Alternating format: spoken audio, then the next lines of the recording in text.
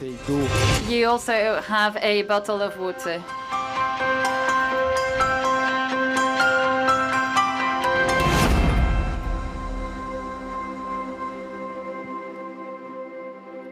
Merci beaucoup pour ce magnifique jingle. Thank you for this wonderful jingle. Bienvenue Dear à speakers, cette conférence. welcome once again to this conference on human rights and development. We're now going to discuss challenges and perspectives or J'ai opportunities. envie de dire trois personnalités. So we have three distinguished speakers Donc les évidences, mais who will explain to us surtout les complexités. what is so complex about these challenges and perspectives. Dans les pays Human rights are not dealt with the same way, whether we are governed or government in the north or in the south. However, the conclusion is the same. Over the past few years, despite some progress, there is a tendency to setbacks, and this was highlighted in the various speeches that we heard. And when we know that human rights are strongly intertwined with development, it's even more regrettable. And as it was highlighted, we need to promote human rights for development. But in order to do that, we need to better understand that issue for both emerging countries and development stakeholders. And that is why you will help me introduce the person you can see on screen, Professor Achille Membe, member of the Wits Institute for Social and Economic Research at the University of Johannesburg. You are an activist of African modernity, and Mr. Achille Membe studied in Paris and in New York and in South Africa. And Mr. Bembe will speak for about 10 minutes on the human rights challenges for emerging and developing countries. Mr. Bembe, because of the current health situation, you could not travel to Paris, similar to other guests. However, you are with us online. So I would like to thank you for the time that you will allocate to us. And I would like now to invite you to take the floor. Thank you.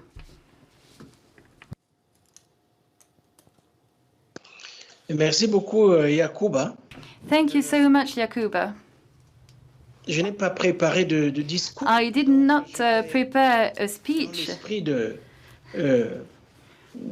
ce colloque. So, along the line of this conference, I'm just going to share with you a couple of points, which I hope will fuel our discussion. Le premier point, c'est The first point is the following. de dire effectivement que It is true that, les intervenants, as most speakers highlighted, and rightfully so, in my opinion, des droits humains. we need to recall the universality of human rights. Ils ont raison. I think that they were right to do so. Il nous faut continuer And I think that we need to keep on refusing to bring about a relative element to human rights. d'insister sur le fait que We need to keep on insisting on the fact that human rights bel et bien represent something universal. et c'est universel. And this universality, Continuer de well, we need to keep on producing it commun. and building it together. Pourquoi? Why? Parce que Well, because je pense fondamentalement I'm thinking fundamentally d'universel that construit en commun. something can only be universal when we build it together. En commun, And it is because we build it together c'est universel, that it is universal. valable dans l'absolu. And that is how it can be receivable in absolute terms. Toute condition And so this means that this is then universal, whatever the time or place. de And I think that it is absolutely important to recall this here. il faut continuer d'insister sur l'universalité des droits. We need to keep on stressing the fact that human rights are universal for at least two reasons. La première, c'est parce que The first one, cela n'a pas toujours été le cas. because it wasn't always the case.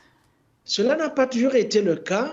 It hasn't always been the Je case. dirais d'ailleurs que And actually, à l'institution des droits humains, the within human rights institutions, there have always been exclusions. de grands partages. In Ces grandes exclusions, these major exclusions, vous le savez bien, as you know, l'institution des États-nations was a characteristic of the nation-states in the 19th and 20th centuries. And even today, not so long ago, slaves did not have any human rights. Neither did women or workers. And I'm not even talking about colonized peoples. Ces grandes exclusions, So these major exclusions still remain par today. exemple, de voir la façon dont For instance, if you look at the behavior of contemporary states vis-à-vis those who are on their national territory but are not national citizens. And here I'm referring to migrants. The condition of migrants today is probably l'exemple le plus typique the most typical example of what I'm referring to here. François And Pope Francis il y a quelques semaines. mentioned this just a few weeks ago when he visited the Lesbos camp in Greece. Il me semble qu'il y a là, So it seems to me that qui continue de nous interpeller, there is something that is calling our attention, que on and insiste we therefore must insist on the fact that human rights are universal. cette universalité, je le disais, So parce que this universality is definitely something that we still need to highlight, because as I said, many people are still excluded from this notion. And I'm speaking on behalf of the African continent, where I think there's an emergency. It is urgent that we manage to articulate this notion of the acknowledgement of universal rights, and we need to connect it to the building of a political order in which these rights would become the access to an open citizenship. La démocratie. And this is democracy. Et donc, ce que je suis en train de suggérer, c'est que So what I'm suggesting here is that it's very difficult today les droits humains to discuss human rights meaningfully if we do not pay attention at the same time l'innovation to the support to innovation in favor of democracy, in particular in those regions where freedom-killing regimes are systematically targeting the very livelihood of citizens. un premier élément, je voulais So that was the first point that I wanted to bring to the table deuxième to fuel our conversation. suggérer que, Now, évidemment, les droits humains, la thématique des droits humains, secondly, the topic of human rights is fundamental. mais je me demande si il n'est pas, However, le temps n'est pas arrivé I'm wondering if au-delà des droits the time maybe has come to go beyond human rights. et de prêter attention And maybe it is not time for us to pay closer attention to something être, je dirais, les droits du vivant. that could be living rights. Le terme droits humains The very term human rights, well, we understand it very clearly. est très dépendant And it's a term that de notre histoire commune, l'histoire de very specific to a period in time l'humanité. in the story of the history of mankind, when we thought that mankind was separated, independent from other species. Majuscule, However, on our planet, de se contracter. we can see that there are Elle-même comme an increasing number of challenges. And the Earth keeps on revealing itself as a finite system that is reaching its limits. And I think that it's that experience of limitations qu'elle génère and the extreme situations that come from it avant d'autres. that needs to be highlighted. And some communities have experienced it Créer du firsthand.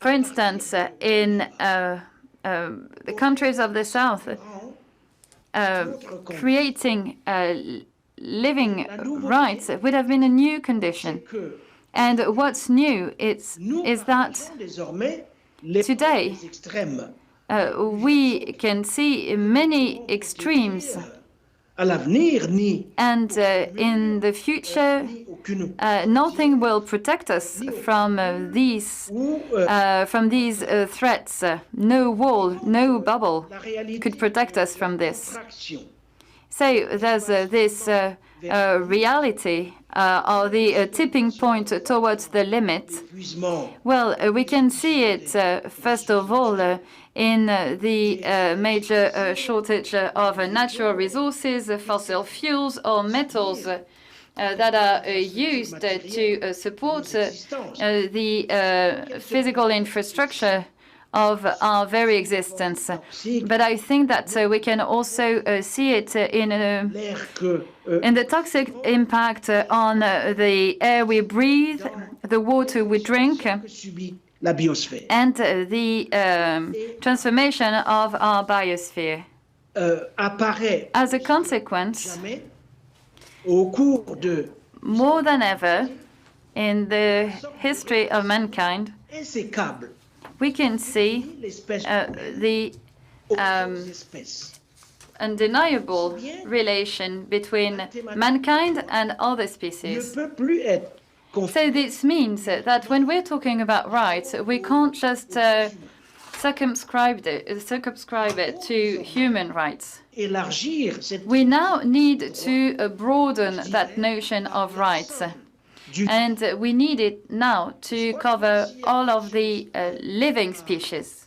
retenir qu'il nous And I think that if there is one thing that we should remember, angulaire one thing that would be the cornerstone of our discussions today, cette demande well, I think that this de la fundamental element should be the broadening of this notion of rights beyond human rights to cover all living species. S'il vous plaît. So one last point, Jacoba.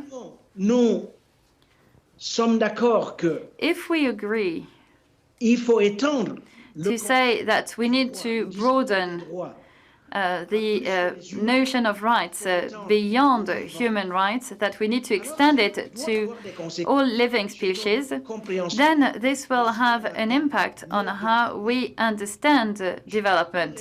nouvelles formes de développement I think that the new forms of development conçues should be designed partir des idées from these ideas, the idea of sol rebuilding et des capacités living environments, habitats, and natural capabilities. le développement This means that development rien d'autre shouldn't be anything else vise than the à effort la santé aiming at generating health, communauté protecting individuals and communities au risque that are exposed to the risk de généralisation d'environnement to the generalization of il me semble dangerous environments. ceci peut nous aider, effectivement. I think that this could be helpful to us. It could help us renew our conception of rights, Insister to insist que nous ne le faisons even more than we do today les rapports à nos milieux de vie on the way we interact to our living environment, to our human interactions, tissus. but we need to approach it as part of the living species. Contribution à So this is what I wanted to share with you in this very important discussion. Thank you very much, Professor. Que je comprends sur cette And from what I understood in your speech, deux petites questions. I can ask you two questions. Première dimension que vous nous donnez. Because in this first dimension that you shared, when you mentioned these historical exclusions, Si vous me permettez l'expression. and when you say that we need to rethink the very notion of development by including living rights. Pour vous qui êtes, Well, for you, as a historian, j'ai envie de dire, pour ce and que vous faites est pour moi un travail de grand. because I think that Parce que you're working on both yesterday and today. est-ce que vous avez le sentiment So, aujourd'hui que nos do you feel c'est-à-dire relations that today de l'Afrique avec the relation between Africa and the global south to Europe nous imposer une vision propre could impose triptyque a vision, a definite vision on development, human rights, and parce que democracy? sur cette notion-là, Because this is a notion that you mentioned, democracy. This was in your second ce point. triptyque So could we say that now this threefold approach is based on a past relationship between the North and the South? développement So, droits humains, point de vue justement so how do you view this threefold approach, development, human rights, and democracy? dans leur rapport avec Well, you mentioned the relation between the countries of the North to Africa. démocratique, Well, the en référence democracy claims and human rights, well, this could be explained also through that history. le In my opinion, the European Union un peu séparément and maybe France is different, especially after the new Africa-France summit. Well, the European Union is not convinced that the support for democracy or human rights should be part of its strategic vision for Africa. fait des déclarations à ce Some statements and declarations have been made, but on close inspection, when you look at the budget, the financial mechanisms, it's a different kettle of fish. il n'est pas So c'est pas de l'ordre du consensus.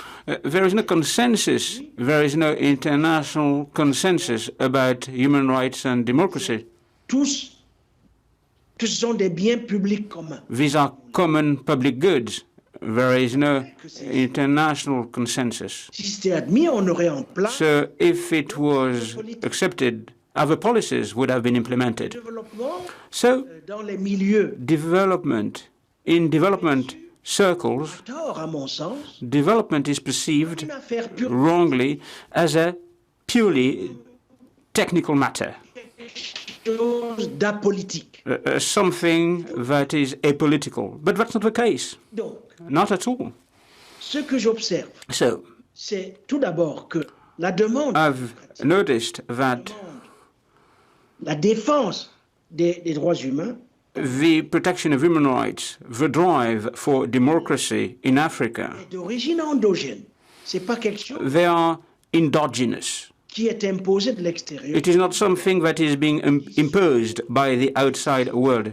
It's a request that is being made by the societies. C'est une demande And de plus en plus it's a request, it's a claim sous la forme de that is being d'existence. laid out in order to protect Moyen d'existence. the means of existence, the means of subsistence, the livelihoods of people.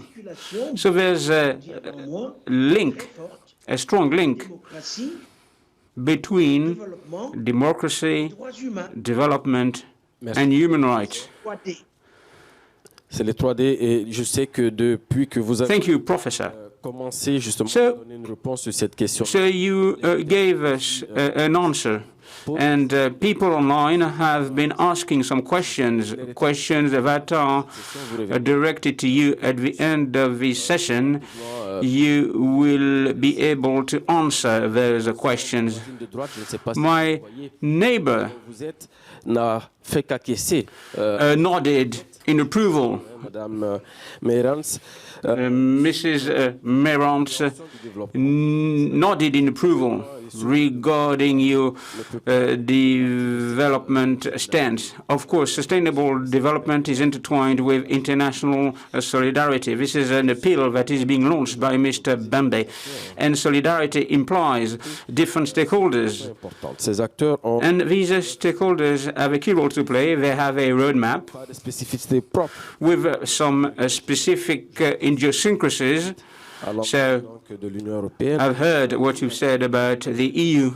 de programmes So you're in charge of programs at the UNDP aborder simplement. focusing on development and human rights. Let us talk about what is at stake with human rights for the different stakeholders. I think that you've been able to work on projects on security, the rule of law, human rights. L'invitation qu'on veut vous faire, c'est So, de mettre en perspective. Today, what is important is to put in perspective. Qui à le dire, mais trouver le It might be complex to tell it, but to put in perspective the community of development. You have a plethora of stakeholders. et quand je dis acteur, bien And when I talk about stakeholders, I have in mind the North and the South. selon vous, So for you, what are the means that we need to use? What is the experience of the UNDP? UNDP being quelle est la mosaïque a spearhead des différents acteurs of human rights. justement How can we make sure that different stakeholders work together in order to achieve the results that we expect? So, a 10-minute speech, and then I will turn to you again to ask you some questions. Now? Yes? Perfect. Wonderful. Thank you so much. It's a pleasure to be here on Human Rights Day, so thank you for the invitation. I also apologize because I'll be speaking in English. I think with my jet lag coming in from New York, you wouldn't want me to speak French right now. But thank you. It's also very nice to be here in person. I have to say it's the first conference that I've been to in person in the last 2 years, and I think that's a really nice feeling. So thank you to the organizers who I know, I'm sure, struggled with the various changes and hybrid formats, and also welcome to those who are joining us online. So thank you very much. Global human development is on course to decline for the first time since 1990. Innovative research by UNDP and the Party Center for International Futures has found that over 1 billion people could be living in extreme poverty by the year 2030, a quarter as a direct result of the COVID-19 pandemic. Like never before in recent history, the unprecedented threat of the pandemic is promoting many countries to limit human rights and exacerbating pre-existing inequalities. Over 60% of countries have regressed on basic human rights in 2020 as a result of measures to tackle the pandemic. Reprisals against human rights defenders continue to increase, with 331 defenders killed last year. Women have suffered steeper job losses than men, along with increased unpaid care burdens at home. The number of employed women declined by 54 million in 2020, and 45 million women left the labor market altogether. We also know that lockdowns increased the risk of violence against women and girls, and cases of domestic violence have increased by 30% in some countries. Yet, 82 countries now report having an independent national human rights institution in line with the Paris Principles, a 17% increase from 2015. And in 2021, for the first time, the UN Human Rights Council recognized that having a clean, healthy, and sustainable environment is a global human right. We're now beginning to see citizens across the world invoking legal and constitutional rights to hold their governments accountable in key areas like climate change. The UN promotes peace and security, sustainable development, and human rights in an integrated way. Resolutions such as the Quadrennial Comprehensive Policy Review, the QCPR from December 2021, outlined the expectations from member states that an operational activity for development of the UN development system is to support member states to uphold their human rights obligations. The Secretary General's call to action on human rights convenes the UN system to work on areas where we need a systemic boost to make a difference and to reinforce the importance of putting human rights at the center of our work. The Secretary General's Our Common Agenda outlines the need for a new multilateralism and an inclusive social contract and recognizes the many stakeholders. While states have the primary responsibility as duty bearers to respect, protect, and fulfill human rights, there are other actors playing critical and in some cases increasing roles in domestic and international human rights systems, such as civil society, faith-based groups, and the private sector. In recent years, several European states, such as Germany, Norway, the Netherlands, France, adopted mandatory human rights due diligence laws. Together with the French Duty of Diligence Act, which was actually the first of its kind adopted in 2017, and the Dutch Child Labour Due Diligence Law, these laws signify that there's momentum to compel business to fulfill their obligations to carry out human rights due diligence under the UN Guiding Principles on Business and Human Rights. I think the implications of these laws for business in the EU and beyond stand to be significant, given the economic reach of the EU and its market. Indeed, the EU itself is developing legislation on the subject. However, the European Commission has postponed issuing its proposal until 2022, after already postponing it once in the spring of 2021. These delays indicate that despite this aforementioned momentum, there's divergence among stakeholders about the understanding of the HRDD and the way to implement them in practice. We need to work specifically on supporting and strengthening national human rights systems to build national capacities for the human rights-based approach. And this includes rule of law systems which ensure accountability for human rights. Pragmatically, we need to focus on building these systems and the capacities of rights holders, including those left behind, to achieve the SDGs. Earlier this week in Latin America, UNDP just launched the regional tool through our SIGOB project, which analyzes nearly 1,500 human rights recommendations, including from the Universal Periodic Review process, aiming to link them to a host of SDG targets that governments are working towards. Increasingly, human rights mechanisms are providing advice on contemporary human rights issues, for example, COVID-19, climate change, and embedding these standards and recommendations in our approaches to support the SDGs will ensure that they are rights-based. UNDP also supports over 40 national human rights institutions, which are unique and independent state bodies acting as a bridge between populations and the state, to provide rights-based advice to governments and policymakers. UNDP has been working with OHCHR and the Global Alliance for National Human Rights Institutions through a tripartite partnership to support national human rights institutions since 2011. We're also supporting the implementation of the UN Guiding Principles of Business and Human Rights in more than 14 countries, which helps states and companies prevent, address, and remedy human rights abuses committed in business operations.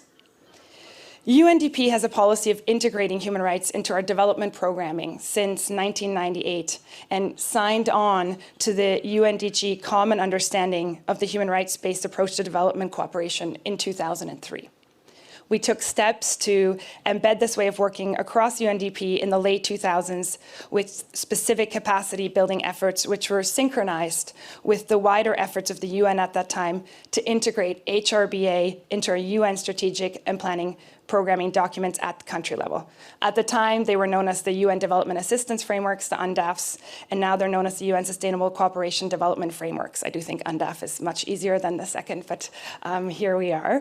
UNDP took important steps to embed HRBA both in our policy framework, but also in programming approaches through the launch of UNDP social and environmental standards, which underpin our commitment to mainstream social and environmental sustainability and put certain key principles front and center in our work, including human rights.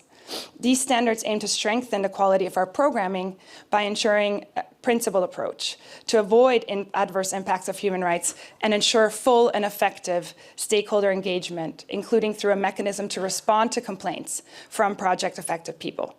The SES are supplemented by project-level standards. UNDP was the first UN entity to put in place mandatory social and environmental standards and a corresponding compliance unit to deal with grievances. And we're really proud of this kind of innovation in the system. And the SES are now part of a model UN approach that is actually being exported across the UN system. Reflecting on what we have learned from integrating HRBA into our policy and programming design, I would mention 3 points. First, we need to measure what we treasure and put the internal infrastructure into place to move from rhetoric to reality. The SES has ensured that HRBA is an integral part of UNDP's quality assurance and risk management approach to programming. By standardizing HRBA in our program design and methodologies, we're able to measure the extent to which our initiatives integrate a human rights-based approach, with a specific emphasis on how we incorporate human rights principles of accountability, meaningful participation, and non-discrimination, and how the project upholds relevant international laws and standards and any adverse impacts assessed. The second point is that we can strengthen the capacity of our partners. The SES strengthens UNDP's capacity to manage social and environmental risks, including on human rights. But they also strengthen our partners' capacities. Our partners, governments, stakeholders, civil society, they work with us to develop our projects. And by UNDP implementing our social and environmental standards, we're building the capacity of our partners to do the same. And the third is that we need to respond to evolving contexts and situations.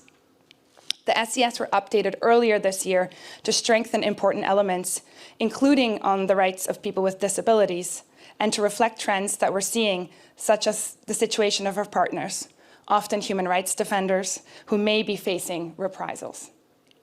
Our new strategic plan for 2022 to 2025 outlines human rights and human rights-based approaches as an engagement principle for UNDP.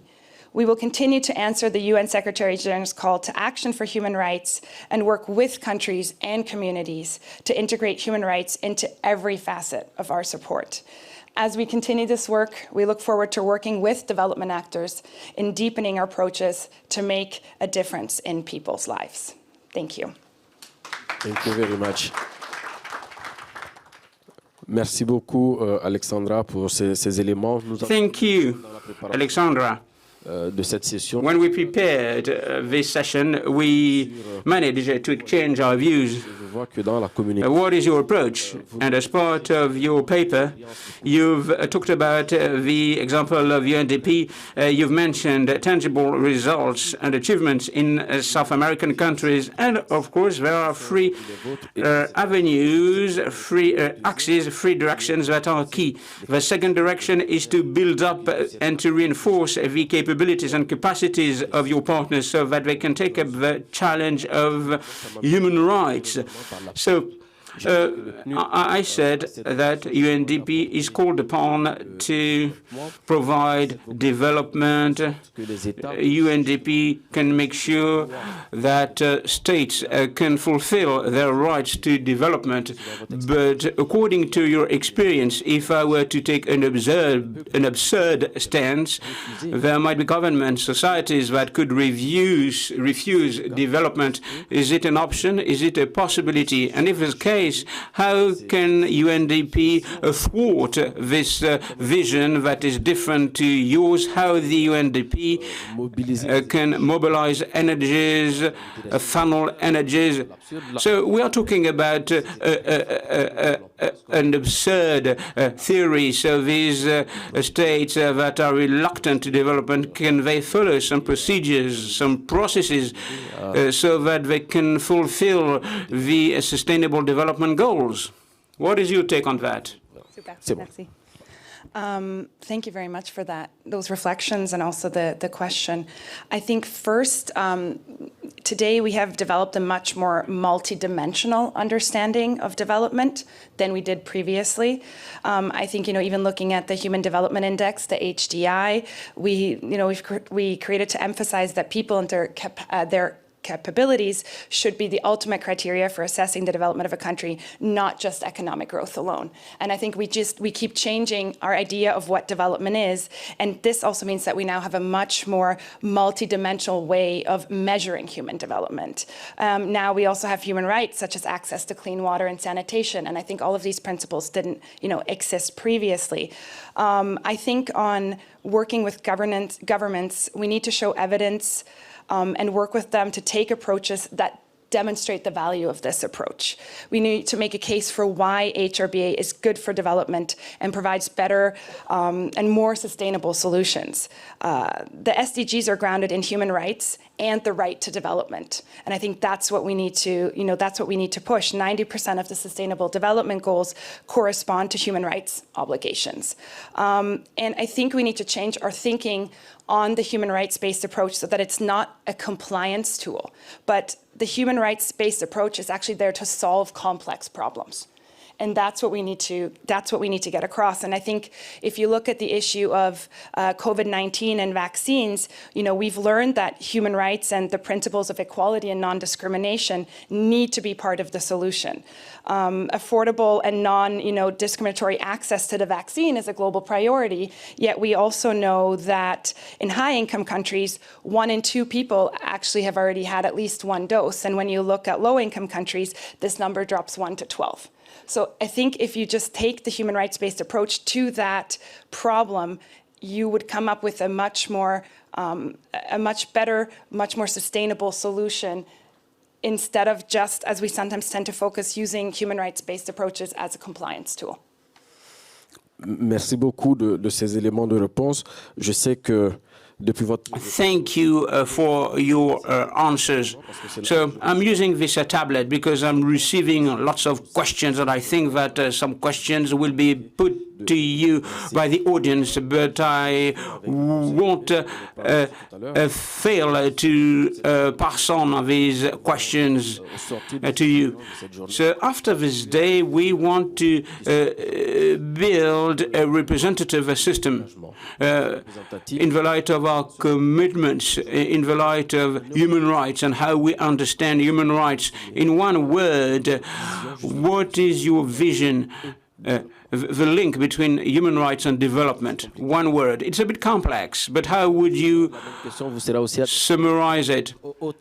So you need to get prepared, Professor. It's already been addressed in the previous statements that was made, and it's partnerships. Le partenariat. I don't think we can do it alone, and I think we need all of the various stakeholders to work together.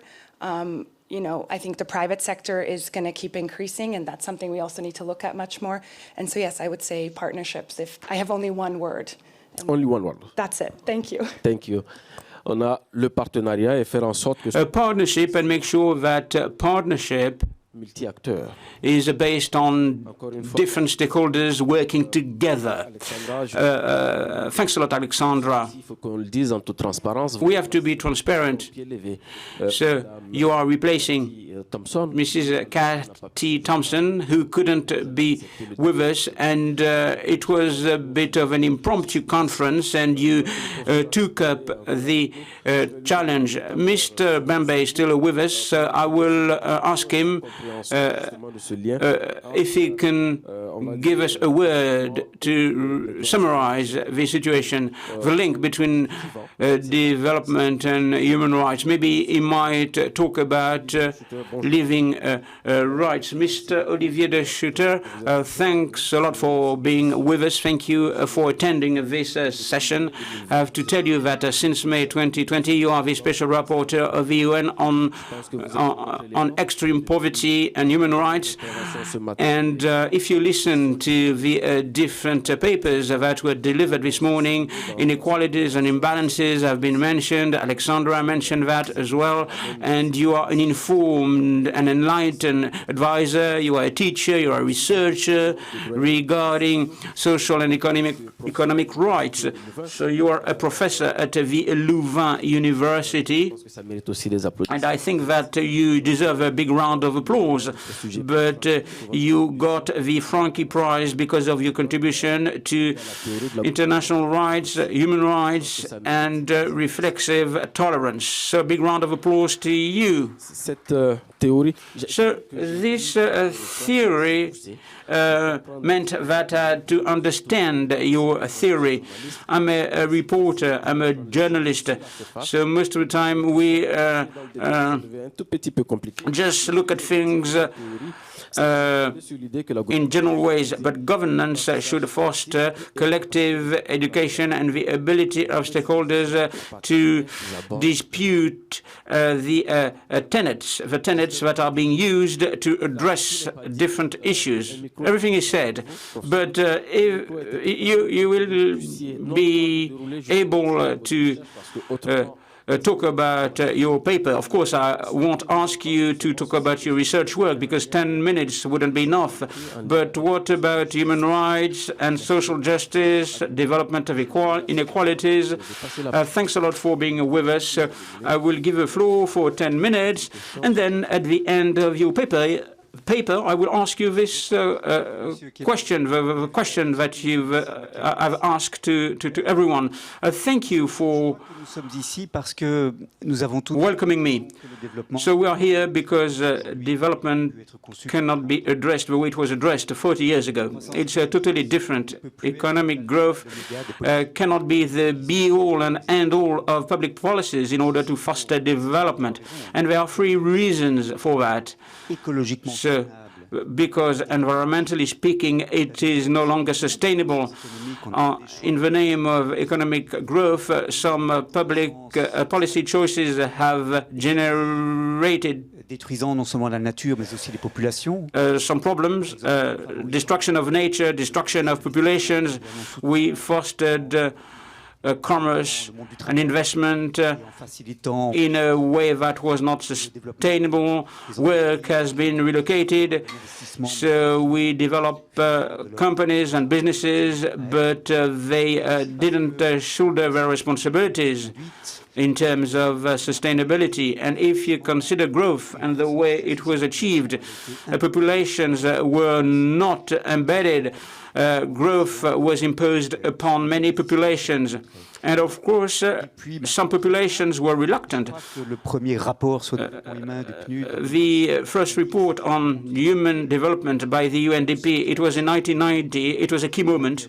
And we are looking at ways to address development. Amartya Sen has worked on that. We need to enlarge capabilities and capacities. And of course, we have the SDGs. The SDGs are giving us a trajectory, a kind of roadmap. This is something that I want to highlight with you.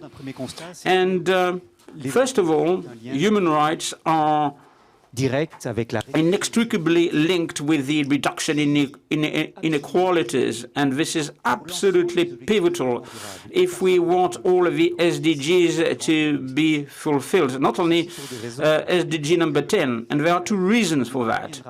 Of course, if we want to curb poverty, and if we want to fulfill SDG number 1, we need to curtail inequalities. Inequalities abound, and there are stumbling blocks to social mobility in many countries.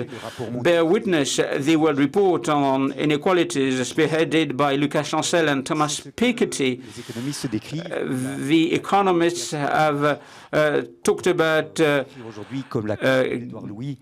Gatsby the Magnificent. It it could be described as the Edwardian curve, and there's growth inequalities when societies are unequal. People end up in poverty. People are more likely to end up in poverty. And human rights have a direct link with the reduction of inequalities. And the reduction of inequalities will reduce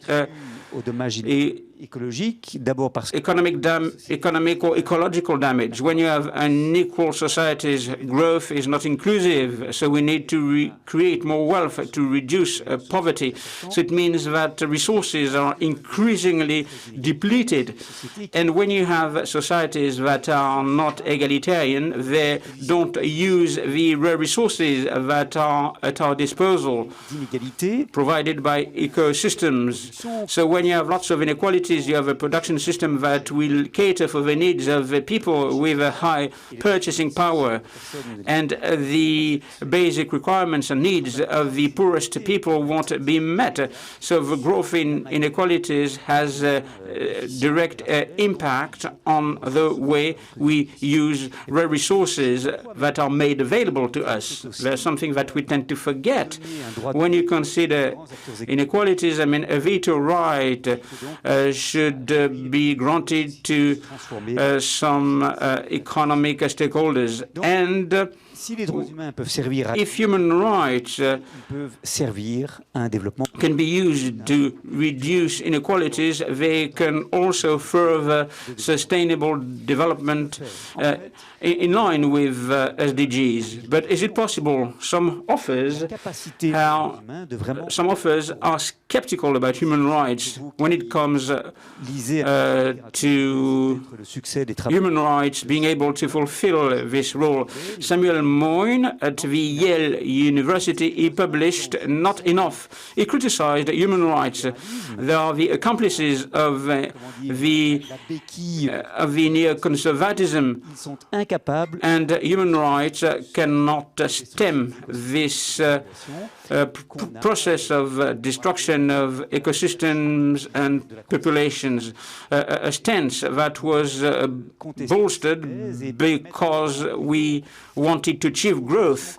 But allow me to gainsay that stance. Human rights are instrumental in sustainable development. With human rights, all states have to make sure that they can give a minimum level of goods and services for any individual, so that people can have a decent life in terms of health, food, education, social security. So with human rights, there should be some basic requirements for different people, whatever the standard of living in a state. So development is not the prerequisite for the guarantee of human rights. I mean, human rights are the ingredients of development, and they have to be taken into account by all states. Second, if you consider human rights, states have to make sure that social and economic, cultural rights are fulfilled. So this has to do with the economic and social cultural pact. So states have to mobilize resources, tax-related resources, as part of their budget policies, investing in health, investing in education, investing in social security. So states should make sure that human rights are fulfilled. And this could be done by reducing inequalities with a progressive tax system and by investing in social dimensions. Human rights are increasingly understood as forbidding any discrimination on the basis of social precariousness. This is part of the French legal framework. So there is this notion of social precariousness, and it is addressed through the notions of social condition, posición económica in Spanish. So this is how it is integrated to human rights. So it means that whatever your social class, whatever your level of wealth, or whatever your caste, it doesn't matter, because if you are very often, when you are rich, it comes with privileges, and when you are poor, it comes with discrimination.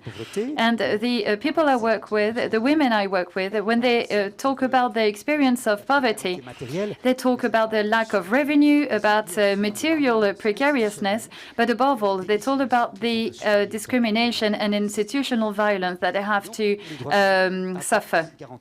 So human rights can bring about some guarantee in this respect. And so we are slowly moving towards the recognition of socioeconomic situations. So I think that this is very promising from a development point of view, because it will lead human rights mechanisms to examine policies and actions to make sure that they do not exacerbate inequalities, but rather bridge them. Thirdly, there is the right to participation, the right to be involved in public affairs.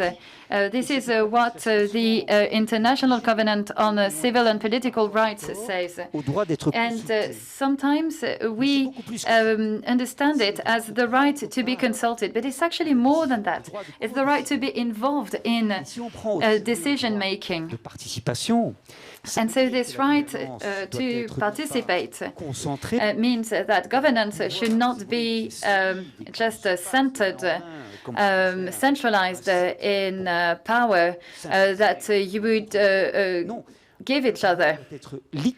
No, power should be fluid and distributed across the country, and it should be used collectively. So it goes back to what Alexandra was saying, shared power. And this is central to human rights, and it's not just a symbol, because once we give power to the people, the choices that are made will no longer be made for the economic elites. And this means that the states will be attentive to the needs of the population, to communities, because poorer communities will be involved in the decision-making process. And I think that this is the fourth contribution of human rights. So human rights are a bit of a constraint, but we should not forget the role they have to play. But it's a productive constraint. It forces us to be imaginative, to be creative. We are more creative than if we just focus on the generation of wealth, despite human rights, despite the environment. No, it forces us to think beyond what we were thinking in the 1980s. Going back to your work, you invite policymakers to rethink the paradigm that they use for their policy design, including for development policy. When you started your speech, and I know it's quite a subtle way to take the floor from you, because your 10 minutes are up, but I didn't want to interrupt you, but I wanted to lead you to elaborate on something that you mentioned that was very interesting. You mentioned the Piketty report on global inequalities. And this report was saying that inequalities related to rights is not a fatality. And you're now saying that it won't change because we have the impression that the question of human rights is maybe might be difficult to advance. And then, rightfully so, you mentioned human rights as being an ingredient to development. And so the first thing that springs to mind is, in the end, do we need to be positive about it? Can we allow ourselves to be optimistic regarding our ability as a community, as an international community, to reverse the current trend? très Do you think that dans tel et tel we can say that in a certain number of years we will be able to invert the trend? Non, donc I know it's a difficult question. on est sur une trajectoire. Well, I think that we are on a promising path in terms of concept. And I think that it's a first good step to have this consensus to redefine development. And this is not circumscribed to the environment of human rights, but it's more general than that. But there are some challenges that we need to face if we want to succeed. And I'd like to mention too, and it's not a way for me to interrupt you and speak for another 10 minutes. I'll be very brief. C'est celui d'une gouvernance mondiale The first moins fragmentée. challenge is that we need to make sure that global governance is not as scattered. I travel the world and I try and understand what advice we're going to give governments. Vous nous dites de changer. And all too often, I'm told, well, you tell us to change our legislation, but the IMF is saying something else. What should we do? So for me, it's an easy answer. Say, well, do what I tell you. On a des acteurs qui ne se sentent pas contraints. It means that we work with other stakeholders that do not feel constrained to promoting human rights.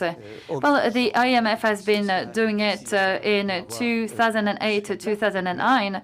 Now, I'd like to thank Dominique Strauss-Kahn and Christine Lagarde for doing this. But the IMF position is very different from that is used by ILO. Là-dessus, peut-être un jour. C'est un vrai problème pour moi. This is a serious problem. Faire face à une gouvernance fragmentée. In my opinion, to be facing a fragmented governance where human rights are not promoted by all major stakeholders. C'est celui des. And I would like to give you an example that are multinational companies. On peut se réjouir des progrès qui ont été faits. We can rejoice at the progress that has been made. The UN guidelines on companies and human rights, the development of legislation, La vigilance raisonnable. on due diligence. Que la Commission européenne. Although we regret that once again the European Commission is not stepping up. Globalisation dans une mondialisation. However, we are experiencing a globalization that is a playing field for major companies. They choose to have people work where trade unions are the weakest and wages are the lowest. They do not protect the environment.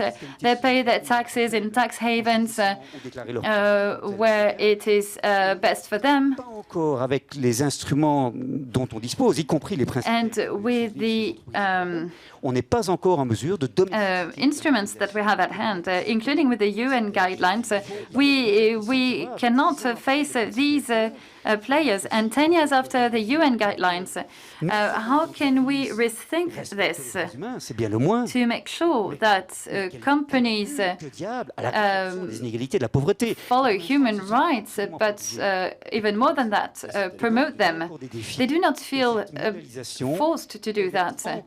And so that is why, for now, globalization is still an obstacle and not an asset for many states. Les uns avec les autres. Because states are competing against each other to attract investment. They are facing investors whose prior mission is not to promote human rights. Reçoivent des And they are getting agences internationales. contradictory injunctions from international organizations. And I am an optimist at heart. However, we still have challenges to face. And since we're talking about the deterioration of our ecosystem, I think that we are actually losing that race. Comme vous avez dit, optimiste. As you said, we're going to remain optimistic, and let's hope we can win that race. And so we should hope that the turtle can be quicker than the hare, as in the tale by by Jean de La Fontaine. Je vois qu'il y a eu beaucoup de concepts devenus. So many concepts were shared. Beaucoup insisté sur la notion de défi.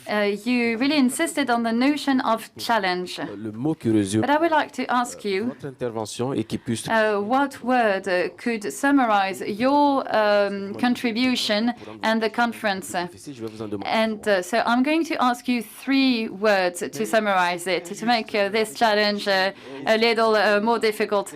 But this is unfair to Achille. Well, inequalities are everywhere, including in this conference. Très succinct, mais très juste de la gouvernance réflexive. Well, about reflexive governance, a very short summary. Well, the word that I wanted to use is accountability. That is difficult to translate into French. Au moins, l'on explique. So I think that we need to explain and justify the actions that we carry out on the basis of human rights. And I think this is a very good complement to what Alexandra explained. And I am looking forward to hearing Achille's word to summarize this panel. I don't know if Achille is still with us, but if so, I would like to invite him to share his word to summarize this first session. And if you have some words, even in English, we can integrate them into our summary. Je ne vois pas le professeur Achille. So I can't see Professor Membe.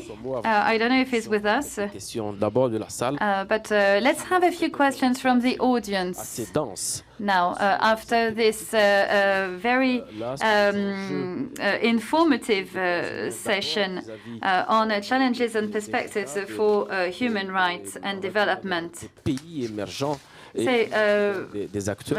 regarding development stakeholders and emerging countries, so this has been discussed. So now, I don't know if there are any questions from the audience, but I can assure you that there are many questions asked online. Je ne vois pas de main dans I can't see any hand raised. Oh, yes, there's one. dans cette salle. So there are 2 questions in the audience. Mr. Galai, Présenterez. and then I will let you introduce yourself, sir, before you ask a question. Thank you to all the panelists. I would like to take this opportunity to go back to this mix of pessimism and optimism. We are optimists for the advocacy of human rights, but I do have to say that the future is very gloomy. So I would like to share a word. I didn't coin it, but it's optimists.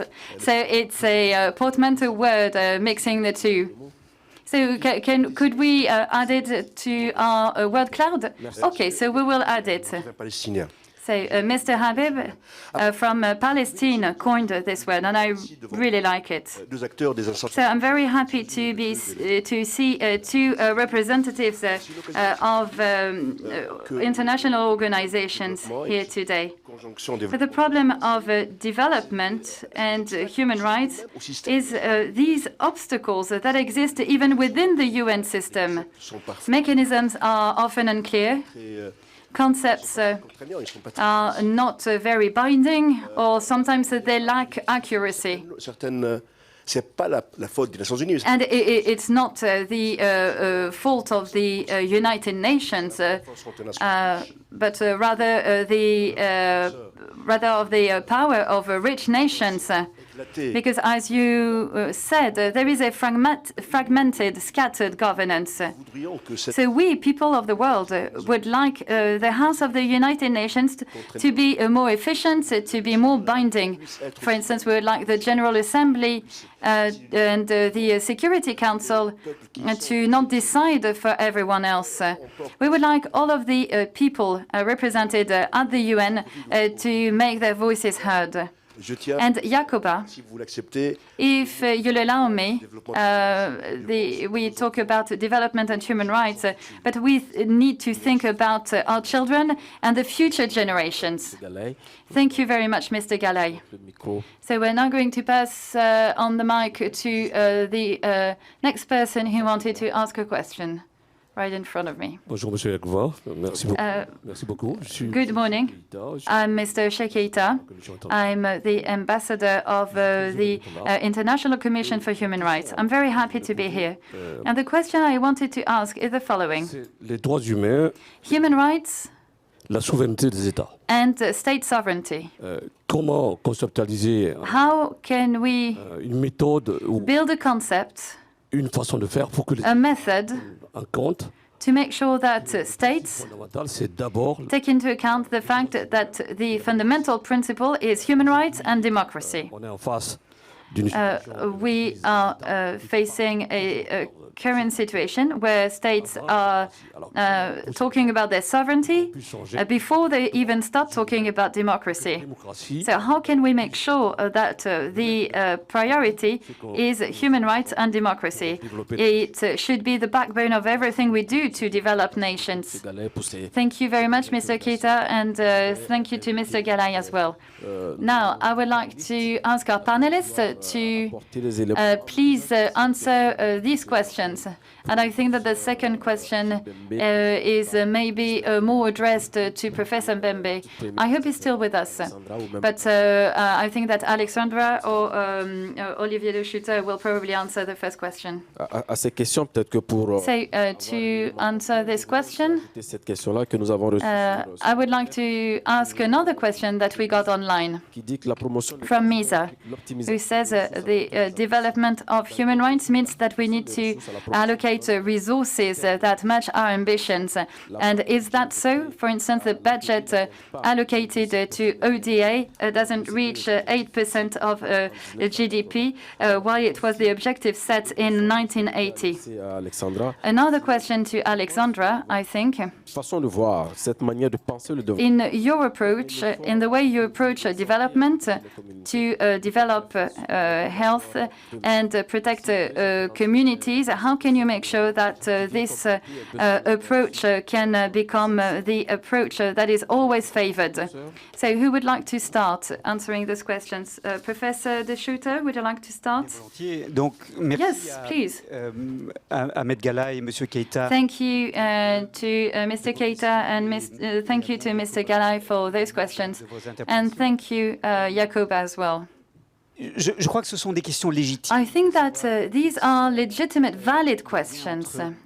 Droits humains et To question the connection between sovereignty and human rights, to make sure that that human rights and democracy are more taken into account. le commerce international. Well, as opposed to international trade in human rights, we do not have sanctions that we can have states pay in the event of a violation. So I think that we need a business case for human rights to encourage companies to do more in favor of human rights. I think that we have a state case for human rights, and we need to make sure that governments take human rights more into account, despite the absence of sanctions. And I would like to summarize this in 3 words: information, imagination, and reputation, Vous savez, les États or fame. fonctionnent comme des First, information. démocraties fermées.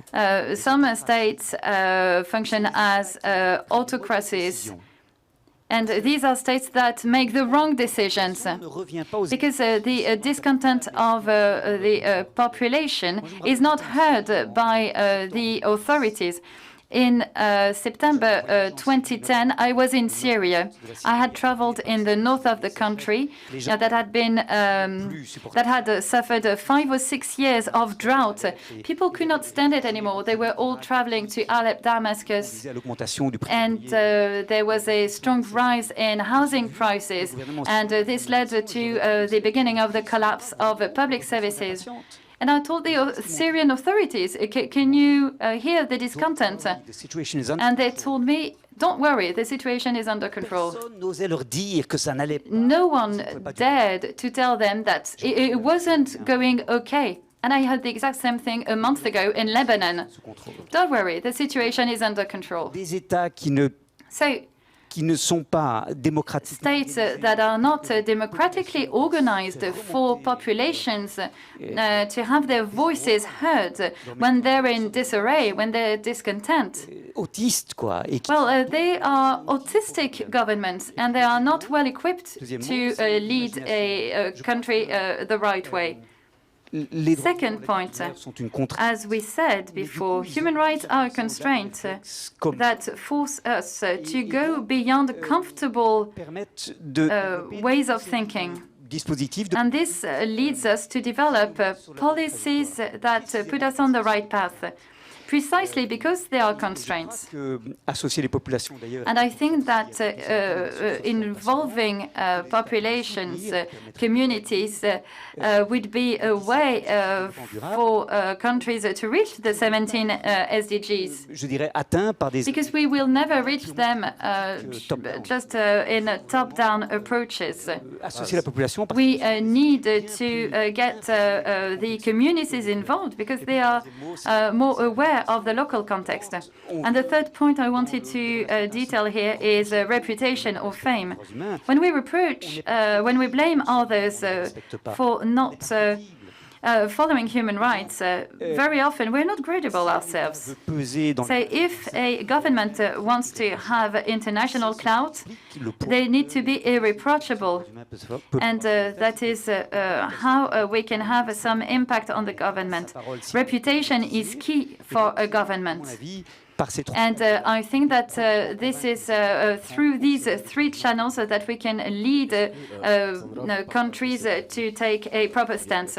Alexandra, do you agree with this approach that's been shared and those questions shared both here and online? Repenser la modélisation. Mr. Kita suggested to rethink the very designing of fundamental principles of human rights. I very much agree, and I think something else I would add would be measuring and reporting. And we don't always do this well. And I think this is also about teaching why human rights-based approaches are working and why they're correct, right? It's about ensuring that governments and the other stakeholders are aware of the results that can be achieved. And I think it was mentioned earlier that, how do we ensure that it's measured and that we are sharing the results to show that this is a solution.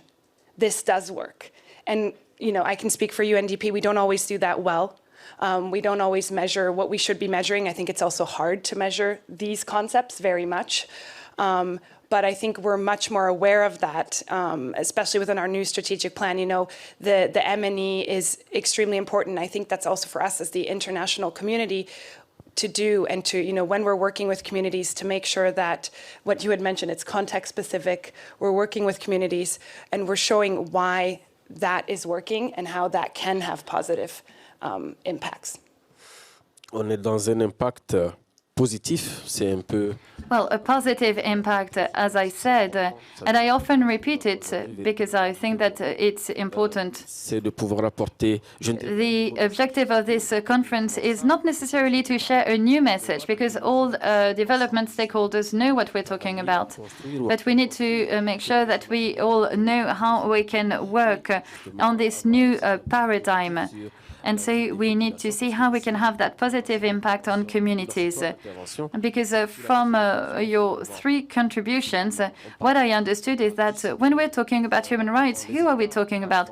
We're talking about citizens before we even talk about countries or governments. Citizens are really at the core of this process. So once again, when I am moderating a panel, I like to be transparent. I would like to keep you for a lot longer, but as you know, type management is always a complicated thing to do.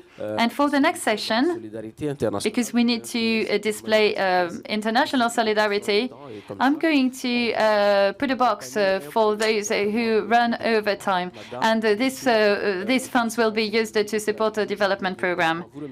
So I would like to thank our three speakers. Thank you for your time, because you've been working on this for a number of days, weeks, or even months on the organization of this conference. So thank you very much, Olivier, Alexandra, and Achille. Thank you for your inputs, and this will inform our guidelines. And I will be using what you shared with us, because the next session will be also addressing the core building of development programs. And so now let's give our panelists a round of applause. And we are now going to have a short break of 10 minutes, and we will resume right after on human rights, public policies, and civil society. Thank you very much, and enjoy your stay in Paris. Thank you.